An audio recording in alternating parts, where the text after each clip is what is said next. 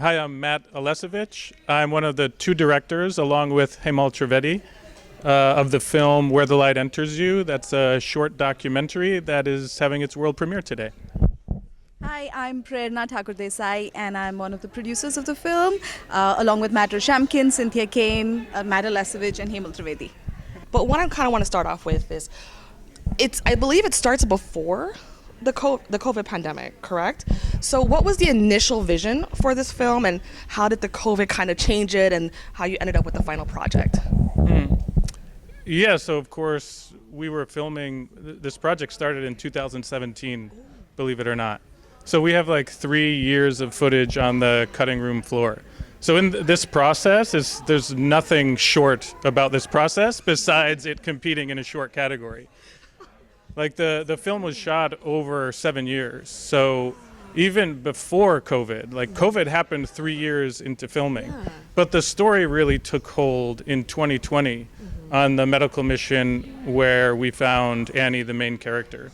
So we had gone on a few medical missions leading up to that, but no character really broke until 2020. And Aney had her, let's say, like breakout role in 2020.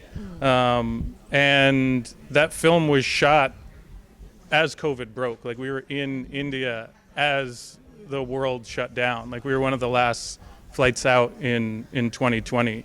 So yeah, I just want to kind of get out there how long this process has been. Yeah, I didn't think it was 2017. Yeah, I mean, there's nothing, the film starts in 2020. Like I said, like Hemal always says those 3 years were research shoots. And I think that's a really good way to describe them. But they were necessary, you know, that's how it took. It took going on so many of these missions before a character really stuck, and that was Aney. So Aney wasn't like the main person at first. She just kind of grew into that role.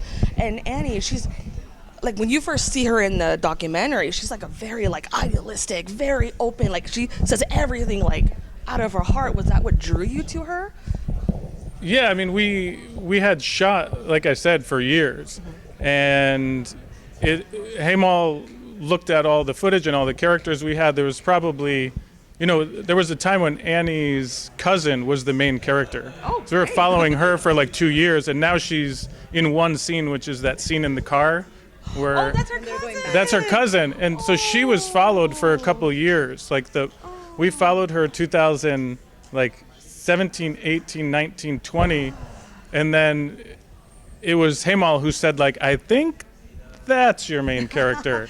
And like that's why we're here. I mean, that call changed everything. I think to your question on what made her the main character was also because she was the one who was also allowing us the vulnerability into, you know, who she was, why she was there, what she was doing, and her inability to, you know, achieve what she wanted to. So I think that vulnerability really played a main role also. Oh, hello.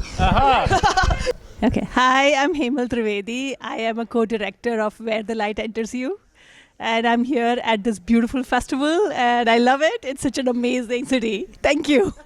Aney says a lot of things that are like very idealistic, but she changes like throughout the whole film. So can you kind of explain like watching her through that journey and like kind of seeing her develop through that?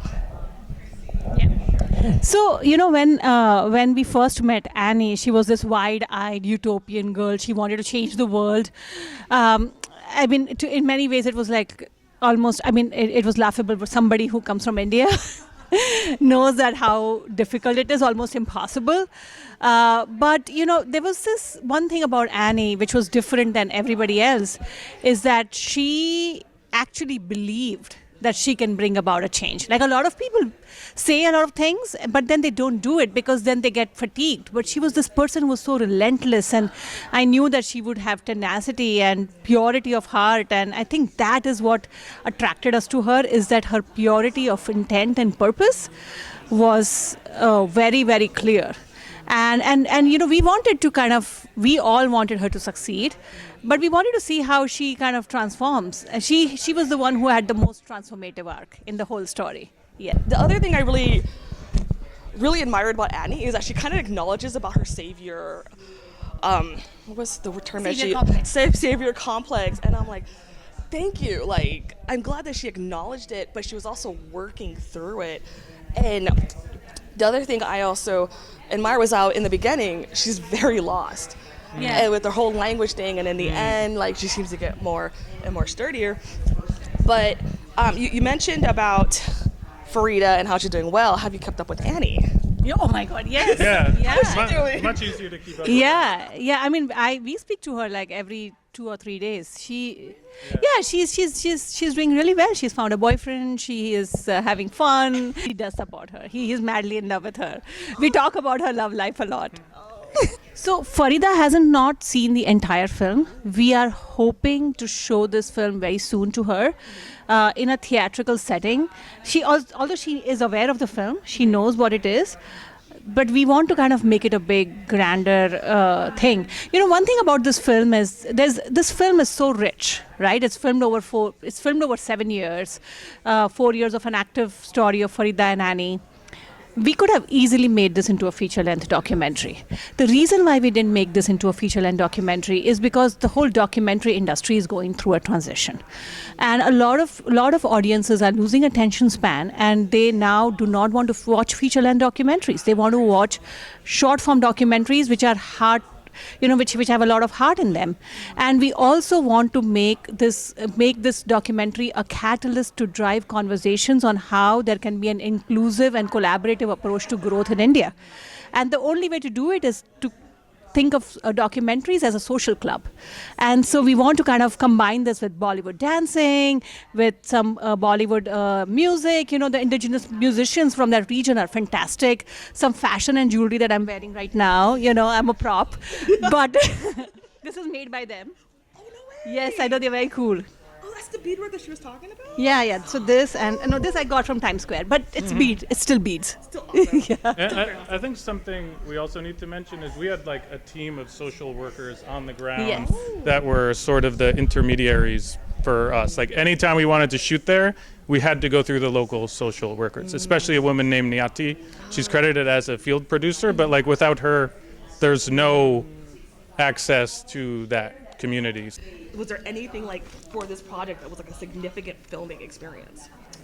I think every filming experience, I think Matt can talk about the crazy filming experience that you had when you had like thousands of patients and that first time. Yeah, like that was filmed in a clinic. I forget what town, but compared to, you know, the Mira community, you see their settlement in the film. It's very chill and quiet. It's wide open. You know, they're living outside basically.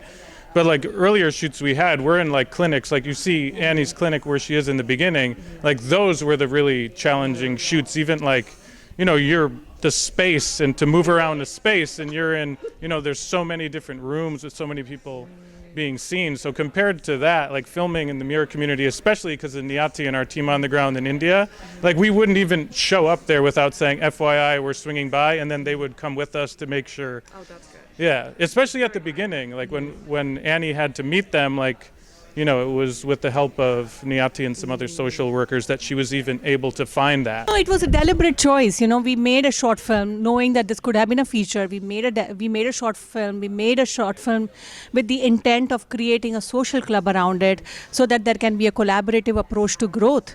And we never did a top-down filmmaking, where, you know, the filmmaker is here, the subjects are here. No, it wasn't. It was a collaboration constantly.